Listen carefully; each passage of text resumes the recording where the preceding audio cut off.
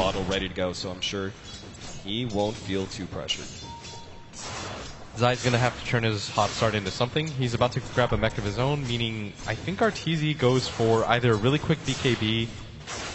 An S&Y is probably decent here in this scenario too, if he doesn't want to go for the really fast BKB. A Yules isn't a bad choice.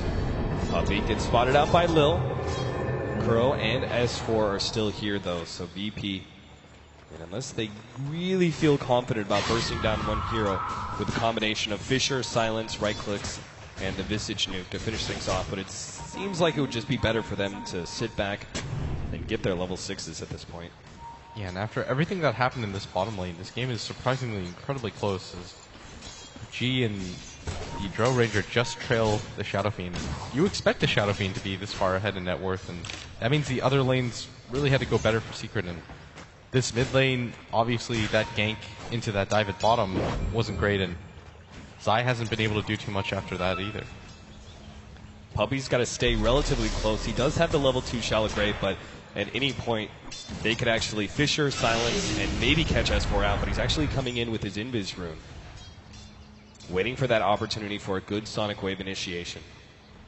There's still a lot of room, though, for Virtus Pro in the top lane. They haven't actually seen anybody for quite some time, and that's because Arteezy is doing a full-time jungle. FNG has had a lot of opportunity to get those levels and gold that he really needs as a support Lina to still be a factor. As you said last game, you kind of want that Lina by about 35 minutes to start performing a little bit more of a core role. Yeah, you don't want her to just stay really poor, and so they prioritize getting the level 6 on her really quickly. DK Phobos doesn't have a TP, but he's already into the trees, so S4 can't make that jump. Instead, they're going to go for this tier 1 tower. It's joined now by Lil. They may be able to push back. Never mind. There's no glyph whatsoever, so the tower is going to fall. No attempt at a deny either. Virtus Pro playing it a lot more cautiously. There's just not enough heroes ready for VP. And DK Phobos isn't level 6. He doesn't have enough farm. There's no way they want to continue to contest that. And FNG, he's just going to push that top lane out, force somebody to come back, and force Arteezy to show himself. Like, they're just playing for the information game at this point. They don't really want to get into a straight fight with Secret with the heroes that they have. Like, the Drow isn't going to really come to a fight just yet. Even if she TPs in, she doesn't have a reliable disable.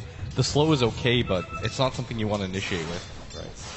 Why do you think Illidan on his Drow Ranger chose to only go for one ring of the kills? Oftentimes when we see Drow Rangers, especially with early game pressure, they go for multiple Wraith Bands, similar to the same vein that Super did with his mid sniper. I think he just felt that he could get away with it, and I mean it was very clear that he could, especially after they pick up the kill on the Queen of Pain. You can just build more and more greedy, and you just need the Morbid Mass faster, especially against the pressure of the Ion Shells. It's more important that you have some form of lane sustain. G's spending a lot of time staying in. He's not actually moving around trying to gank too much. He spent a lot of time in his middle lane. Now he's actually doing some jungling. Looks like he's going to be building into the Bloodstone once again first. As for his farm is not nearly as good as it was in game number 2. In fact, he's behind the Storm Spirit right now. What do you do as a Queen of Pain in this matchup when you're behind?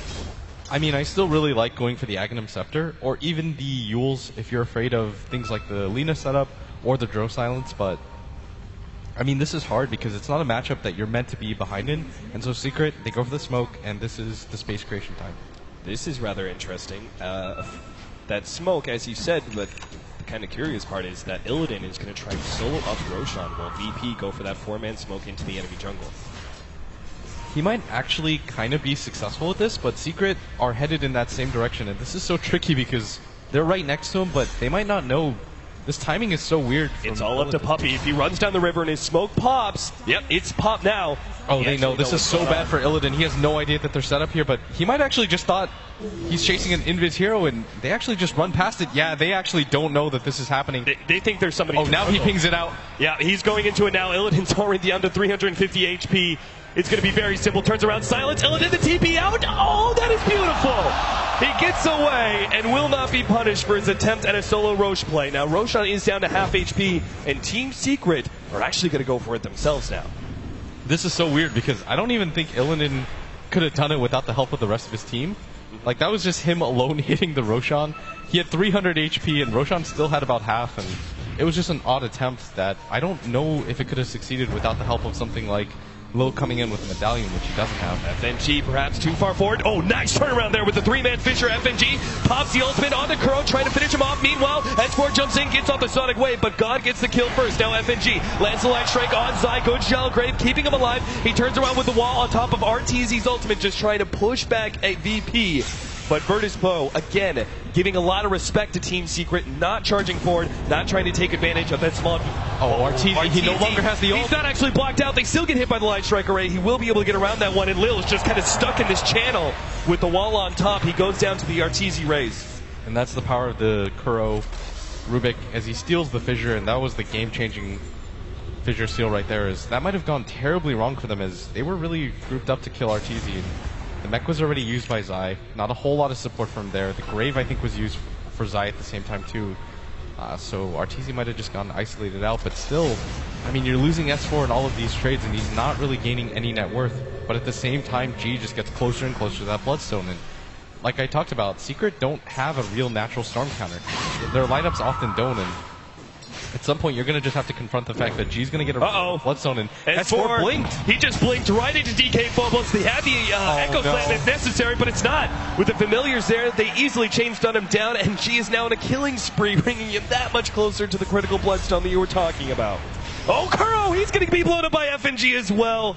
Gets the Light Strike Array to lead things off and had the Laguna Blade ready to go. And everything right now just falling apart for Secret is... That was just such an unlucky blink. He had the vision up here, but didn't have the vision in the river, and that's going to lead to a kill. And I think this is going to mean a Roshan for VP at the same time. The Queen of Pain just doesn't have the farm to challenge it. Her Sonic Wave's on CD. You don't have a BKB on RTZ, so a lot of this fight is going to come down to Zai's initiation. RTZ decided to go for the stats build. He wants to play for the mid game, and this is going to be really hard for them to challenge.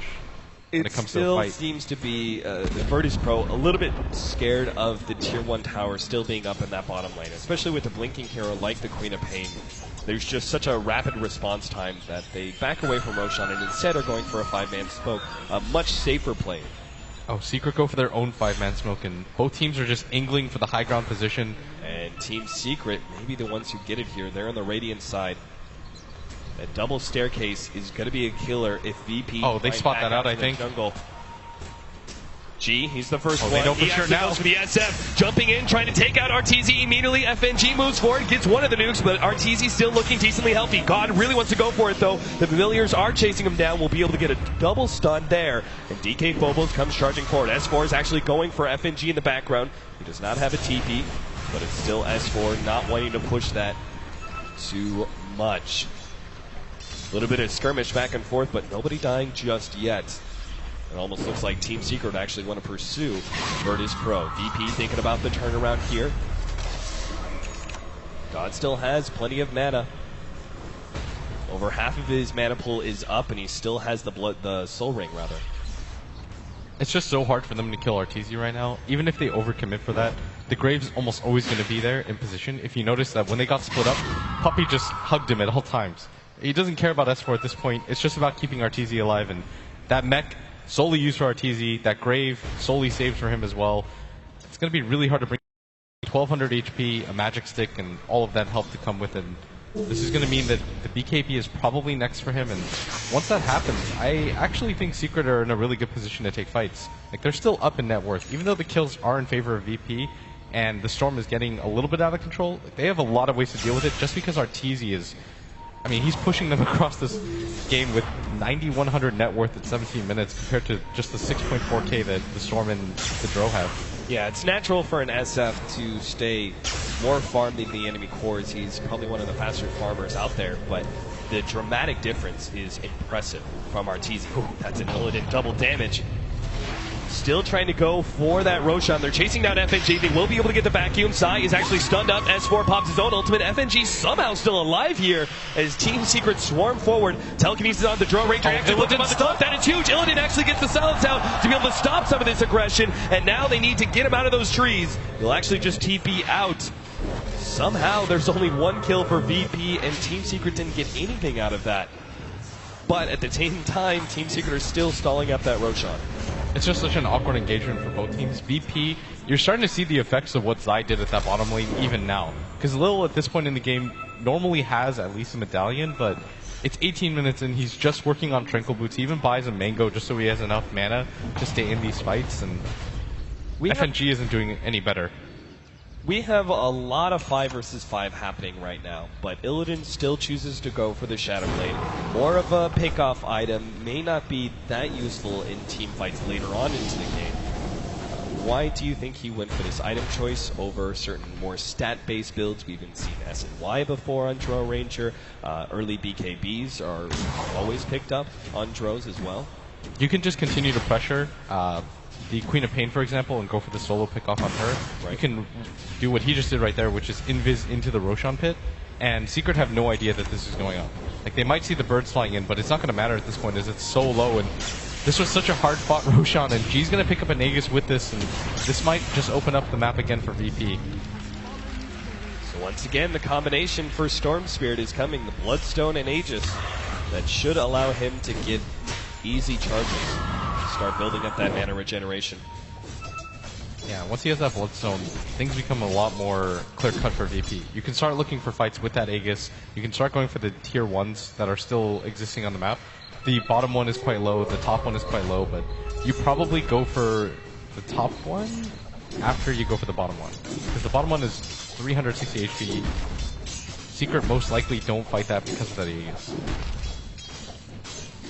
FNG pushes out the middle lane real quick, TP's out. Illidan's going to spend his time farming up the top lane. S4 is actually sitting on the side there. He gets pinged out by Illidan though. Oh, here's a big pickup right now. DK Phobos gets that Blink Dagger, and this is going to be so hard for them to fight. And again, at bottom, they're just not going to defend this. They're sending people down now, but... TP, S4 may actually be jumped on by DK Phobos. Decides against it. God's going to pop his invis room, and the deny is there from S4, despite the double creep wave.